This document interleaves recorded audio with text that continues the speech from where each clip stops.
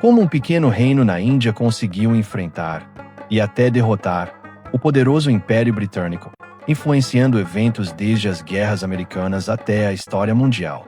Hoje vamos explorar o impressionante sistema tecnológico de Mysore, uma história de inovação, poder e um legado que ecoa até os dias de hoje. No final do século XVIII, a Ásia vivia um período de enorme tensão. As potências europeias avançavam com suas ambições coloniais, e um governante, Tipu Sultan de Mysore, percebeu a ameaça iminente. A sua resposta não foi apenas resistir, mas inovar. Ele decidiu transformar seu reino numa potência tecnológica e militar, e sabia que a inovação era a única chave para manter sua soberania. Mas como se cria uma arma revolucionária, como um foguete de propelente sólido, do zero? Isso exige uma cadeia de produção complexa. Metalurgia de ponta, usinagem precisa, desenvolvimento de propelentes, padronização de processos, especialistas qualificados e uma logística impecável. E estamos falando de tudo isso acontecendo em meados de 1780. Tipu Sultan, o Tigre de Mysore, não apenas idealizou, mas criou esse sistema completo, funcional e avançado o suficiente para rivalizar com as potências da Europa e da América. Ele transformou Mysore numa verdadeira superpotência. A base dos famosos foguetes de Mysore estava na sua metalurgia. O sul da Índia já era conhecido pelo lendário aço Voodz, um material famoso pela sua resistência e usado para produzir espadas que fascinavam o mundo. O minério de ferro era extraído e fundido em fornos especializados em regiões como Madhugiri. Desses fornos, saíam cilindros de ferro de alta qualidade, perfeitos para resistir à violenta explosão interna da pólvora. Esses cilindros eram então refinados em laminadores no corredor Mysore-Bangalore e finalizados nas Karkhanas, as oficinas militares de Tipu. Era lá que nasciam os corpos metálicos dos foguetes. Para dar estabilidade e precisão ao voo, esses cilindros eram amarrados a longas hastes de bambu, um recurso de engenharia natural, abundante na região, que proporcionava resistência e equilíbrio, garantindo alcance e precisão. Claro, o coração do foguete, o seu propelente, era a pólvora, uma mistura precisa de nitrato de potássio, enxofre e carvão. A eficácia dependia de detalhes minuciosos como o tamanho das partículas e a densidade da mistura. Esses materiais eram tão sensíveis que só podiam ser preparados com segurança nos arsenais militares. Curiosamente, versões modernas desses propelentes sólidos estão hoje em airbags de carros e em foguetes militares modernos.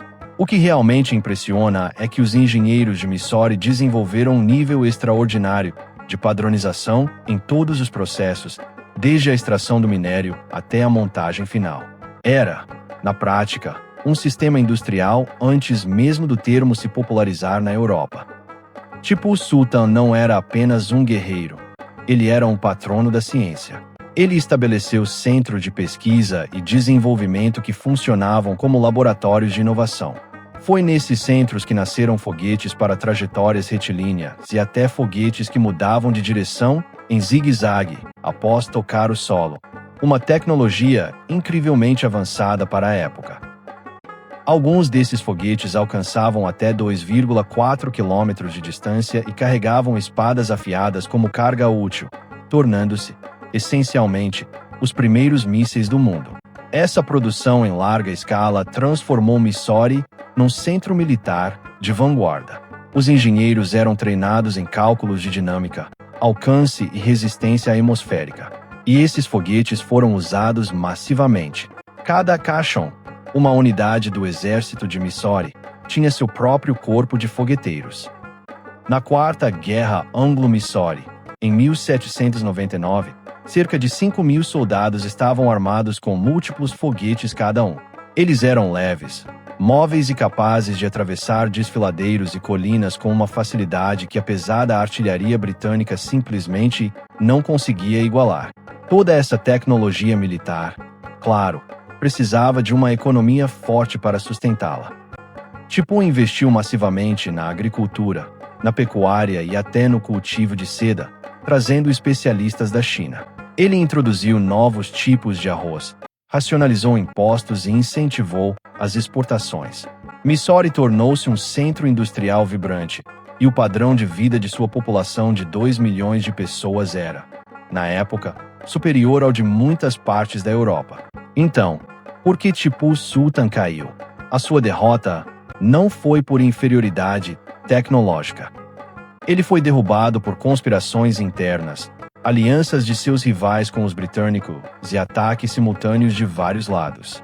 Se quiser saber mais sobre a história de Tipu Sultan, contada por ele mesmo, confira os nossos shorts aqui no canal.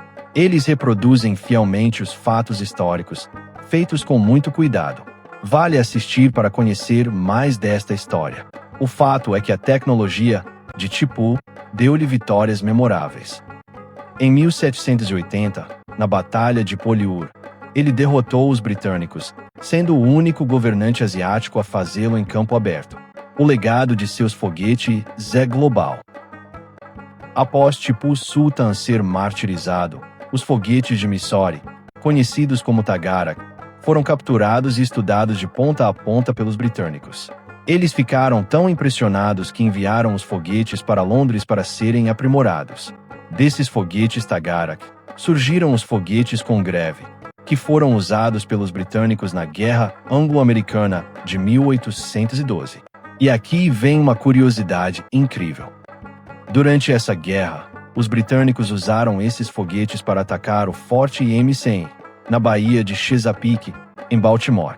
Assistindo a esse combate intenso estavam os advogados norte-americanos John Stuart Skinner e Francis Scott Key, que foram detidos dentro de uma embarcação britânica enquanto negociavam diplomaticamente com os britânicos.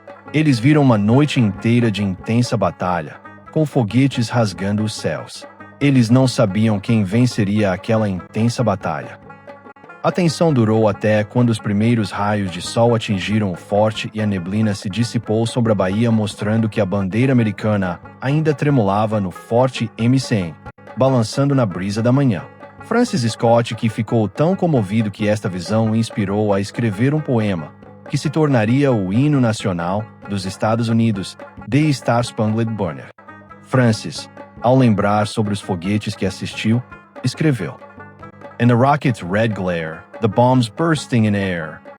Ou seja, e o clarão vermelho dos foguetes, as bombas estourando no ar. É isso mesmo. A tecnologia inventada por um sultão na Índia em 1782 inspirou, diretamente, o hino nacional dos Estados Unidos. Os avanços de Tipu Sultan mostram que, no século XVIII, a tecnologia asiática estava, em muitas áreas, à frente da europeia. Somente no século XIX é que a Europa adquiriu uma vantagem decisiva. Tipu Sultan foi um visionário, respeitado por franceses, britânicos e até pelos revolucionários americanos. Ele compreendeu a importância da ciência e da engenharia, e seu legado atravessa o tempo. Seus foguetes Tagarak ecoam até hoje na tecnologia que nos rodeia. É uma história de visão e grandeza que precisa ser lembrada. Se você gostou de descobrir esta história fascinante sobre o foguete Tagarak, não se esqueça de deixar o seu like, se inscrever no canal e ver os nossos shorts sobre Tipu Sultan. Obrigado e até a próxima.